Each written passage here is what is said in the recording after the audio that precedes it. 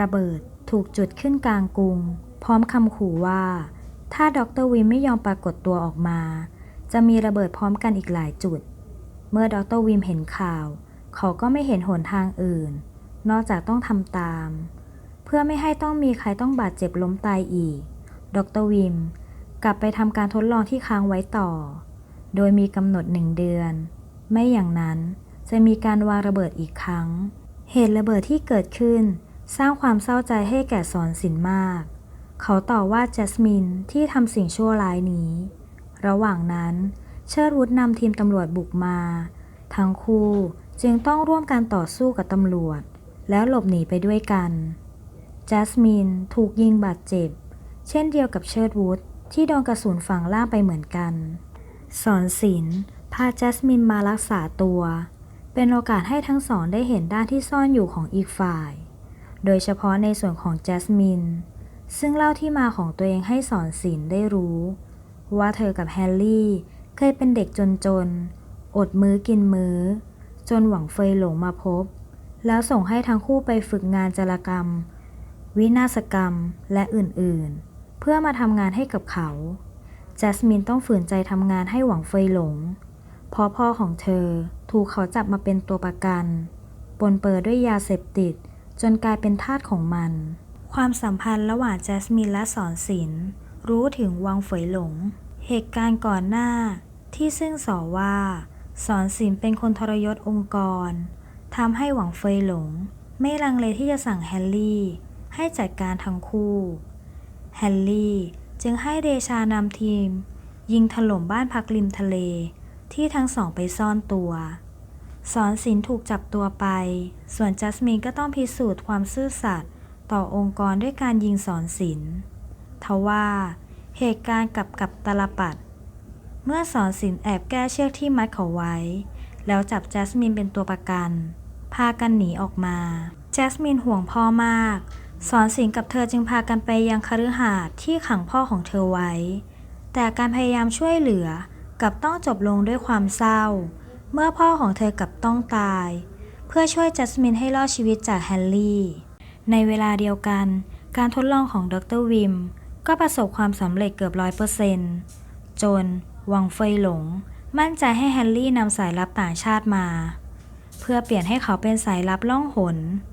การทดลองประสบความสำเร็จแต่เชิร์ดวูดรู้ที่ตั้งฐานลับจากข้อมูลที่พานจอมพูดให้จึงนำกำลังเข้าบุกไปช่วยดร.วิมออกมาดร.วิมไม่ได้หนีไปตัวเปล่าแต่ยังได้ขโมยอัญมณีแห่งแมนจูเรียออกมาด้วยวังเฟยหลงแค้นใจมากขู่จะระเบิดเมืองให้วอดถ้าเขาไม่ได้อัญมณีแห่งแมนจูเรียกลับคืนมาระหว่างที่ทุกคนกำลังวิตกกังวลเรื่องนี้เฮียงวนก็บุกไปที่บ้านสนธยาแล้วจับตัวเธอมาเพื่อใช้เป็นเครื่องต่อรองแลกกับอัญมณีแห่งแมนจูเรียซึ่งดร.วิมนำไปแล้วมอบให้พานจอมพูดเป็นผู้เก็บรักษาเชิร์ดวูดไปพบกับเฮียงวนยังจุดนัดพบเขาร่วมกับพานจอมพูดและจัสมินช่วยสนธยาออกมาจากกองระเบิดพร้อมทั้งยังจัดการกับเฮียงวนและสมุนของพานดำอีกหลายคนเหตุการณ์นี้ยิ่งสร้างความโกรธแค้นให้กับหวังเฟยหลงมากเขาสั่งให้พวกพายดำเดินหน้าทำแผนการที่เขาวางไว้ให้สำเร็จเที่ยงคืนของวันที่31ธันวาต่อไปยังวันที่1มกราทันทีที่เสียงเขาดาวสิ้นสุดลง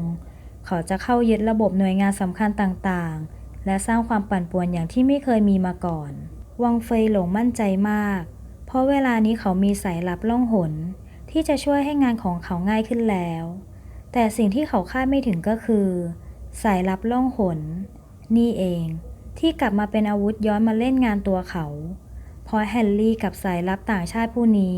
ได้แอบตกลงกันอย่างลับๆที่จะจัดการกับหวังเฟยหลงคืนส่งท้ายปีทุกคนเตรียมเฉลิมฉลองเช่นเดียวกับหวังเฟยหลงที่รอคอยเวลาสำคัญนี้เช่นกันแต่แล้วก่อนหน้านั้นเพียงไม่กี่นาทีสายลับล่องหนก็บุกเข้าไปจัดการกับทีมกาดของหวังเฟยหลงจนเกลี้ยงจากนั้นแฮร์รี่ก็ตามเข้าไปเพื่อสังหารหวังเฟยหลงด้วยมือของเขาเองทว่านี่คือกับดักหวังเฟยหลงไม่ได้อยู่ในห้องนั้น แก๊สพิษพุ่งออกมาจัดการกับแฮร์รี่และสายลับล่องหน โชคดีที่เชิดวุฒบุกเข้ามาในฐานลับพลายดำแล้วจัดการตัดไฟในอาคารทั้งหมดเพื่อสกัดการทำงานของพวกแฮกเกอร์เมื่อไฟดับระบบต่างๆก็ทำงานต่อไม่ได้รวมทั้งระบบล็อกห้องด้วยแฮร์รี่กับสายลับล่องหนหนีออกมาได้แต่ก็ไม่รอดพ้นจากพานจอมพูดและจัสมินที่เข้ามาขวางไว้พานต่อสู้กับสายลับล่องหนขณะที่จัสมินสู้กับแฮร์รี่การต่อสู้นี้สองพี่น้องต้องวัดใจกันซึ่งแฮร์รี่ก็ไม่ลังเลที่จะปิดชีพจัสมินก่อนที่เขาจะต้องจบชีวิตลงเพราะพานจอมพูดหลังเหตุการณ์อัมพล บวรกุลประธาน Human Life Foundation เตรียมเดินทางไปต่างประเทศแต่เมื่อมาที่รถเขาก็พบพานรออยู่พานบอกหวังเฟยหลงให้เตรียมมอบตัวอีกไม่กี่นาทีนี้ตำรวจจะมาแต่อัมพลกลับปฏิเสธว่าเขาไม่เกี่ยวข้องอะไรกับหวังเฟยหลงพานจึงเปิดคลิปที่จัสมินถ่ายทิ้งไว้ให้เขาดูคำพูดของจัสมินเป็นเครื่องยืนยันว่าอัมพลคือหวังเฟยหลงทีมคอมมานโดของเขาออกมาล้อมจับอัมพลกดสุดๆชักปืนจะยิงพานแต่ทีมตำรวจที่รออยู่ไม่ปล่อยให้เขาทำแบบนั้นกระสุนหลายร้อยนัดสาดเข้าใส่อัมพลลงไปจมกองเลือดหลังจบคดีเชิดวุฒแต่งงานกับสนธยาในงานเลี้ยงฉลองสอนศิลป์ก็มาร่วมแสดงความยินดีด้วยเมื่อมีจังหวะเชิดวุฒก็พูดกับสอนศิลป์แบบอย่างเชิงว่าในเมื่อพวกพายดำถูกกำจัดจนสิ้นซากไปแล้วต่อจากนี้เขายังจะได้พบพานจอมพูดอีกหรือเปล่าคำตอบของสอนศิลป์ก็คือตราบใดที่อาชญากรทั้งหลายยังไม่หมดไปพานจอมพูดก็จะคอยตามหลอกหลอนคนชั่วทั้งนั้นอย่างไม่มีวันเลิกลาติดตามฟังเรื่องย่อละครก่อนใครได้ที่ช่องเจ้าแม่ละครทาง YouTube และ Facebook เพียงกดติดตามและกดกระดิ่งแจ้งเตือน